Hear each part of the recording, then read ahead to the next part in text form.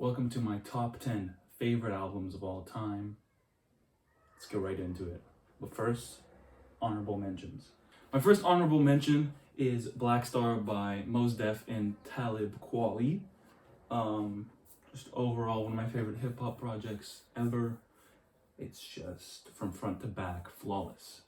Animals by Pink Floyd. I think that record is definitely maybe the best, but I don't think it's my favorite of theirs. The Beginning by the Black Eyed Peas, purely just nostalgia. I just think it's just, for the time, the sound was very special, and that's what really got me hooked to it. Illmatic by Nas. Just Nas. One of the greatest hip-hop albums of all time, so yeah. And finally, Mad Villainy by none other than MF Doom and Madlib. Of course, iconic album duo. Almost made the list, but didn't quite make the list, and that brings us to number 10. At number 10, I have Jimi Hendrix 1968 Electric Ladyland. What a way to open a top 10 list with none other than the greatest guitarist of all time. This is fairly new. I've listened to it like for the first time like 6 months ago, maybe more than that, half a year now, and it's grown on me. It's grown on me tremendously. The first listen was amazing, but I didn't have that love that I have for it now, and I think it's only at 10 because I haven't had as much time to like sit with it as I've had like with other albums. So I think that's why I put it at 10. This album is noisy. It's noisy, but it works. It has its own order. It's full of chaos, but for some reason, it keeps like shocking you, and that chaos. It has an order to it for some reason, and I just love that. And obviously the guitar riffs, and it's just an album with unmatched greatness, and it's just given us so much iconic moments, and I think it gave a lot to the culture, and I think that's why I favor it over any of the honorable mentions that I named before. Voodoo Child, I think 15 minutes of just pure Jimmy just going shoo, shoo with his guitar. I think just 15 minutes of Jimi Hendrix just riffing and all these stylistic choices he's made in that song just really makes it my favorite. Obviously, All Along the Watchtower is also very good. Crosstown Traffic. There's many hits over there that just really bang, and yeah. Number 9, To Pimp a Butterfly by Kendrick Lamar. For being literally ranked as maybe not the greatest album of all time, but like it's either one or two. It's either that or OK Computer. I put it down at 9 because I don't favor it above these other ones, but I still have a lot to say about this album. This album is the ideal hip hop album. It's what hip hop was meant to be. It's the perfect album, and I think it came at the perfect time, especially considering what has gone on in America over those past few years, and still to this day, it sends a message, and it keeps that message, and just purely with that, you could give it a 10. This album has a sound that just purely can't be hated on, and yet it still sticks to that script of sending a message of yes, it's time for a change. It's time for Black power. It's time for Black excellence. It's time to recognize all of this. And Kendrick does it perfectly. There is not a single flaw here. There's not a single instrument out of place, bar out of place, line out of place. Everything, he calculated it perfectly. And I don't think there will ever be a better Kendrick album like this, or let alone a hip hop album where everyone just comes to an agreement that yes, this is perfect, or at least nearly everybody. Yeah, I think just Kendrick really sticks to the script while still sounding interesting, and yeah, that's why I have it as one of my favorites, obviously. And number 8, we have Wish You Were Here by Pink Floyd when they dropped it in 1975. This album is a movie. This album is a movie, but you're just not looking at the screen. You're just hearing it. You're literally listening to a movie. It's super theatrical. It's a cinematic masterpiece without the picture. It's just literally sound from the beginning. From the beginning, it just the first time I heard it, I just thought, wow, I am literally listening to a movie.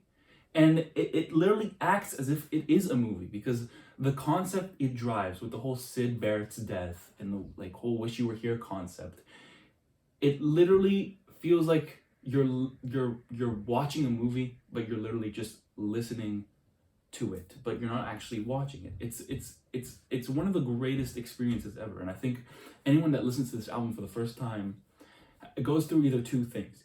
Either goes, what the hell is this? What am I listening to? It's just them strumming their guitar for like 20 minutes and then they say something and then it's over. Or you come to it with a different like point of view and you just realize this is amazing. Because once you realize what you're listening to, you put yourself in that mood where you're just like, okay, I am watching scenes. I am listening to these scenes, and I'm slowly figuring out what the story is about and what's going on here. And I think that's just genius, and it's what separates this from Dark Side, from Animals. As much as I love Animals, and I think every song there is flawless, and every sound there is flawless, this is Wish You Were Here. And Wish You Were Here just is a different level. It's especially special because it's literally in the middle of their discography. It's literally the peak of Pink Floyd. And I think anyone else that tries to argue that one of their albums is better is just wrong. It's just wrong because this is something special. Dark Side gave that spacey vibe, yes, but it doesn't hold that power that Wish You Were Here has. And I think, come on, it's Wish You Were Here. I think the choices Roger Waters and David Gilmour made are just beyond any person ever. I think they just knew what to do. They just took this concept and they drove it to the max, to the absolute max, and they couldn't have done it any better. On to number 7, it's Abbey Road. On to number 7, it's Abbey Road. 1969. You can't say the word or the year or whatever you want to call it. The year 1969. You can't mention the year without mentioning this album. This album is iconic. This album literally influenced so many artists, and just take a look at the cover and you recognize it instantly. I think there's no other set of songs that fit into a 47-minute bracket that can fit more perfect than what Abbey Road does. The emotional roller coaster this album takes you on for only 47 minutes. This album is 47 minutes and it makes you go through like 7, 18, 20, a million moods at once. It's so captivating. It just from that first song, you just get tied into it. Like you're just like, whoa, okay, this is Abbey Road. Welcome. It's like, what the hell? And then boom, after that, something. And then boom, after that, out of nowhere, a completely different song from Something to Maxwell Silver Hammer. And then Oh Darling. And then it just goes on, it just switches. It's just perfect. There is no flaw here. The pacing here is amazing. You can't say anything wrong about this album. And to pretend that there's a better Beatles album than this, purely just to be, I don't know, not mainstream or alternative or different, is just wrong. I tried saying Revolver's better. It's just not. There are great songs on Revolver, but I just came to the realization that just Abbey Road is Abbey Road, and there will not be another Abbey Road, and there will not be a better Beatles album, obviously, because half of them died. Also, you can't mention Abbey Road without mentioning the writing. This is where we see George at his peak. not at his peak, but at his beginnings. And yes, at his peak, I'd say Something is the greatest written song of all time, in my opinion. How can a man think of words like that in one song and fit it all into one song is just beyond me. And yeah, it's Abbey Road. You can't really complain. So why do I have Abbey Road at 7? Because Jeff Buckley. Number 6, Jeff Buckley's Grace, 1994.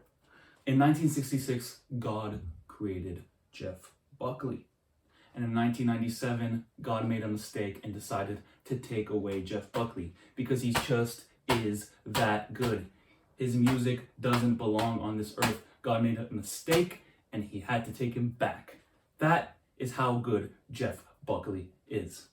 1994's Grace leaves us with the biggest what if question, I think, music aside, ever. This man literally came out with one of the greatest albums of all time, sonically. You listen to this album and you just listen to it and you just think to yourself, this doesn't belong on earth. What is this man's voice? What is this coming from? This album, it's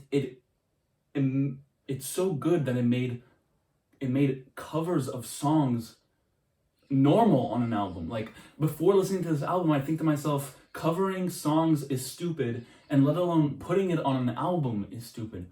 But this man just smashed my opinion out of the park and gave us like 3 covers on this one album and somehow made them into his own song. Like, if I ask someone, oh yeah, play Hallelujah, like, most of the time someone will be like, oh yeah, play Jeff Buckley's version. Because it's just Jeff Buckley. It's just him. It's just what he does. He is just perfect, and it's really sad to see him go at a young age. The biggest thing about this is nothing even close to what this album sounds like, and to what his voice sounds like, and to nothing like this was ever made or recreated, and nothing was like this before. He has just a sound that is just Jeff Buckley. You can't copy it, you can't mimic it. It's just Jeff Buckley, and it's actually insane that one of potentially the greatest artists ever just had to die, you know? Rest in peace, Jeff Buckley. Now we are on to number 5. Number 5 may be quite shocking to some of you, but it's none other than Travis Scott's 2018 Astroworld. Yes, I know. What? He put Astroworld at number 5. I expected it to be at least 2, let alone 1, let alone, like, not even 3. Why did he put it at number 5? Because as much as I love Astroworld, it's not as good as the rest. Not that it's not as good, it's just not favored over these other 4 that I have upcoming. While I'm here, let me talk about Astroworld. This album had literally the biggest, probably the one of the biggest rollouts ever in history. The amount of anticipation for Astroworld, the amount of buildup, the amount of wait, the long-awaited wait of Astroworld was just so big. The fact that he capitalized so big on this album is just insane to me. Like, he could have came out with, like, I don't know, another Birds in the Trap and people would have been hyped. But he came out with freaking Astroworld. Astroworld. Like, Motorcycle. This album isn't just trap anymore. It isn't just hip hop anymore. It's literally just Travis Scott being Travis Scott, redefining everything. Like, the way he said in his documentary, he made it out perfectly. He literally opened up the documentary being like, I made one of the greatest albums of all time. And you cannot agree with that. You can be like, that's not true. This is not one of the greatest. But look at the impact. Look at the influence. Look, he literally says it's going to change how people use drums. It's going to change people's beats. It's going to change 808s. And it did. Look at all these TikTok songs and all these trap songs that just went off that whole XXXTentacion wave. and just transitioned into Travis Scott and all these psychedelic trap beats and all these moody like hi-hats and all these like melodies. This is all Travis is doing. And yes, you could say this is primarily from Rodeo, but I think Astroworld's a better example because it just uses more of that melodic sound, you know? It uses more of this psychedelic sound. Look at tracks like Skeletons or Stop Trying to Be God, or even like Coffee Bean. Like Coffee Bean, the ending of Coffee Bean, it just has that push, and those outros, the 5% Tint outro, the Wake Up outro, the Stargazing as a track. It's just a different sound. It's just different synths. And as much as he's influenced by Kanye, this isn't Kanye anymore. This is just Travis's sound. Whether you like him or not, and whether I'm not going to discuss the Astrofest thing, you know, the Astroworld incident. I think many people that know Travis know enough that he would never not care for his fans. You know, there's millions of videos of him caring for his fans. I'm not gonna get into that. Whether you like him or not, you have to put some respect on his name because he literally changed the game. And if you don't consider it a classic, at least consider it a hip hop classic or a trap classic. But I still think this is just a classic in general. The numbers don't lie, the critics don't lie. Like, it's just all there, and you just have to put it together that it's a classic. So what beats production and auto-tune and synths and all of this? A rapper, let alone the biggest artist probably ever, at the height of his career, at his prime, capitalizing on it. I'm talking about 2015's If You're Reading This, It's Too Late by Drake. It's Drake. And he just came out with literally, people call it a mixtape, but I think it's safe to say that this is an album because it acts like an album. It's just an album. It just feels like an album as much as you want to call it a mixtape. This is Drake he's not like taking stuff from the mainstream. He is the mainstream, and he just takes tracks that wouldn't usually be in the mainstream, and he just makes them mainstream. Like Star 67, like, you know how much people like love that track, and Company and all those songs. Like, those aren't mainstream sounding songs, but Drake somehow gives it that mainstream feel, that energy, because you know it's Drake and you know it's gonna do well. And the biggest thing that I hate that's happened to Drake's career is that he doesn't experiment like that anymore. He doesn't make those songs that can prove people wrong, that Drake, that can prove people wrong, you know? Like, when I see people arguing that Drake is one of the greatest rappers of all time, they usually just say a bunch of stupid stuff, and they don't point out tracks that actually sound good and actually feature Drake doing something different. And I think everything Drake has done on that album is different and in a way still is mainstream. It's a weird combo, because you can listen to Energy and be like, this is just a regular trap song, but it's not, because there's something about it. There's some bounce that Drake gives to that track that doesn't just make it every single mainstream trap song. He just makes it into his own. He brands it as his own, you know? Six God, as much as it's a trap song, you don't think to yourself it's a trap song. You think to yourself, this is what I'm listening to here. This is just Drake being Drake, bragging about him being in his prime, and rightfully so. Look at the numbers. Obviously numbers isn't everything. Don't take that seriously. This album just proves itself. It literally just proves itself. It's just Drake being at his prime, stating it, and only banking on that. He's just taking the step further. And come on, it doesn't get better than that. I don't care if you don't like his voice. I don't care if you like if you don't like that he's a bit more soft and stuff like that. It just works. And if you really took took the bias aside right now with all the lyrics and all that, and just sat down and listened to it, you'd think to yourself, this is just great music. This is a guy that's having fun in his prime. I think Drake with this mixtape showed why he belongs to hip hop, and I think as everyone like is introduced to Drake, and you know is introduced to hip hop in general, they'll just go off the first Drake albums they listen to and they'll call it their favorite.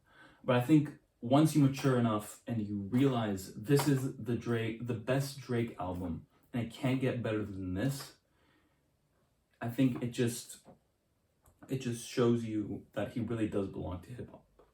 And yeah, I think it just shows you, you know, what Drake is doing and what Drake has done. You can't script it more perfectly. It's just him at the height of his career, and he's just going crazy, and I love this album for that. Okay, on to top 3. These next 2 are a bit more, you could take them more seriously, because like these are albums that are considered good by literally everyone that listens to them. And yeah, let me just go for it. So number 3, I have Kid A by Radiohead. This album, to me, in my opinion, is the greatest album ever made. Now, you're probably asking, if this is the greatest album ever made, why don't you have it number 1? Because this isn't what I think is the greatest. This is my favorites list, and I think it just falls to 3. It just falls barely to 3, you know? If OK Computer is the greatest album in the world, then this is the greatest album in the universe. Because what they did with OK Computer is, yes, amazing, but with this album, they just took it to another level. They just experimented with sounds. And I don't think you put 5 people in a room and you won't come out with this album ever, because, or at least in like a million years, because this album is just unique. It's 1 in a million, and I think it's flawless. There is not a single flaw here. And I think it just redefined experimenting with music. I think more bands were just influenced to do more stuff because of Radiohead. I think not a sound here is unwanted. I think nothing here is out of place. It sounds sonically amazing. If you sit down and just forget that it's a bit weird with the lyrics, it's a bit weird with like the sounds, you literally you just sit down and listen to it, you think to yourself, oh my god, this is perfect. There is no flaw here. Everything here sounds amazing. Everything is in its right place. For those of you who didn't get that, it's a joke. It's an inside joke. You need to listen to the album. From the moment I listened to this album, instantly it felt nostalgic. This is the first time I'd listened to the album, right? What was this, like a year ago, 2 years ago? First time I listened to the album, instantly off the first and second track, I just instantly felt nostalgic. And it's weird. It's just a weird feeling to listen to an album for the first time and you already feel nostalgic to it. It's the kind of sound that just you just think to yourself, like, how did someone make this? How did someone go in a room, think to themselves, what am I doing? What am I doing with this track? And just put it on display for the whole world to listen to and be like, yeah, I made this album. Like, and just not, I don't know, brag about it for the rest of, like, this album literally has no music videos. It had no rollout. They just released it and they just decided, this is Kid A. This is Kid A, and this is the greatest album of all time, and we're just gonna not mention it. We're just gonna, you know, roll with it and see who realizes it, because there was a whole rollout for OK Computer and all of that, and it got the title for being the greatest album of all time. And we're like, well, we could take it a step further, but we're not gonna let anyone know. We're just gonna let them figure it out, and whoever figures it out, you know. I feel like Radiohead they secretly control the world, and they just don't want to tell us. This album is all Risk. It sticks to the concept like freaking glue.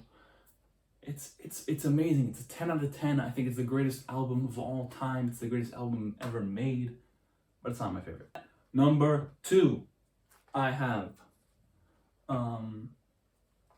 Black on Both Sides by none other than my favorite rapper, Mos Def, from the year 1999. Forget every single black person needs to hear this. Everyone needs to hear this, because this album just embodies black excellence. It embodies hip hop as a whole, what hip hop is trying to do, what the origins of hip hop is, why hip hop matters, why hip hop is a genre, why hip hop exists, why it's just flawless in the message. This album is the most flawless album when it comes to taking a message and driving it to the max and letting people know what's up. This album is super unselfish. It talks about every point, it talks about every point. It talks about every situation, every concept, and it just blends it into an orchestra of pure genius coming out of Mos Def. He just knows how to take a message, drive it to the max, let the listener know, and while doing all of this, this album is fun. This album is fun. This album is creative. It has so many different points you could look to and just be like, this is something new. From the transitions to the pacing to the consistency to the flows to the choices he makes, it's just impossible to not like this album, unless you're a racist. That's it. This album is just my favorite hip hop album because it literally is hip hop. This album is hip hop. Every hip hop artist should listen to this. Every person should listen to this. People outside of hip hop, people outside of the black community, I think everyone should just listen to this and just realize what Mos Def is doing here. And it's sad that he doesn't make music like he did it in the 2000s, but I guess he's just that great. Many of you could already guess number 1. I'll let you guess. I'll give you like 5 minutes. Okay. I lied, 5 seconds. Yeah. I'm gonna pull out the album.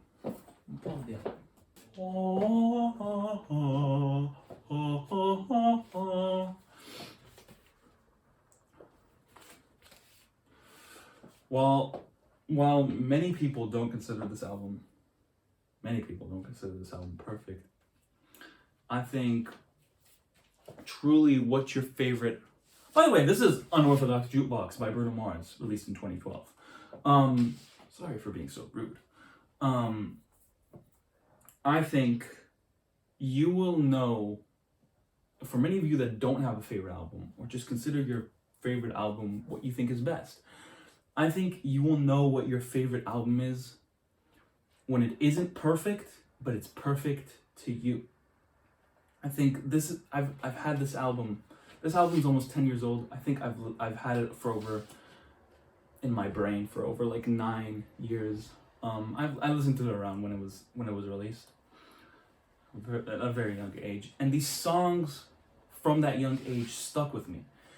And with these songs, I just gave them a message of my own to me. And I think when you fall in love with an album,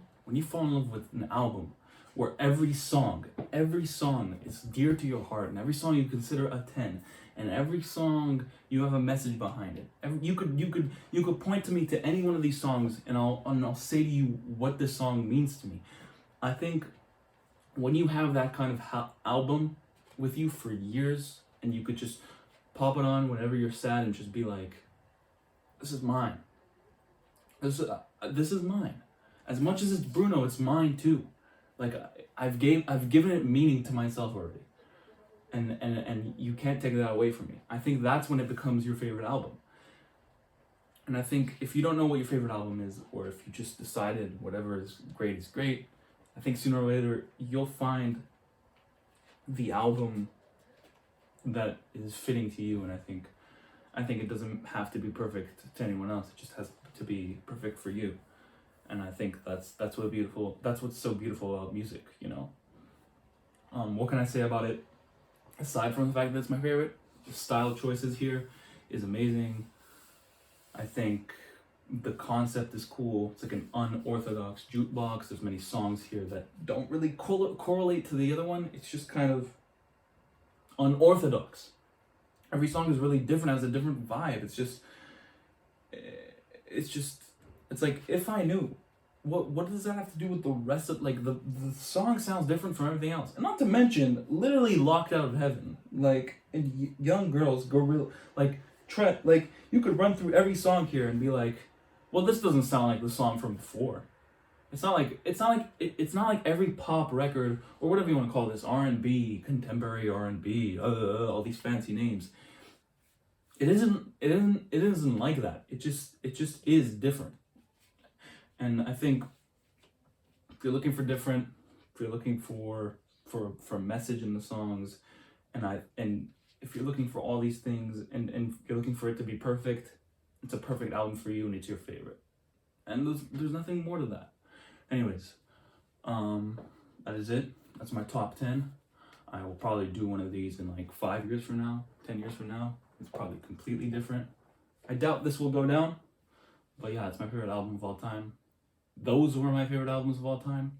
Thank you for watching. I hope I didn't stutter too much. Just stuttered there. And yes.